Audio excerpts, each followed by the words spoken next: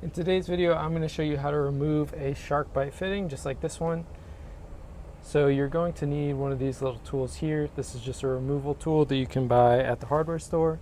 You can also use a wrench or something like that and fit it around the little rubber part.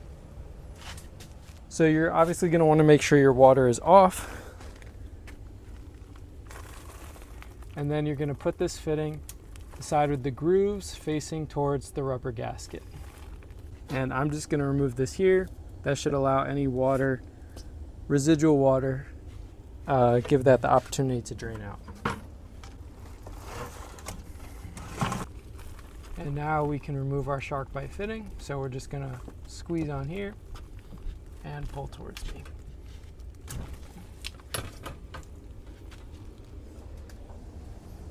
And it's as simple as that. We've got our old fitting off.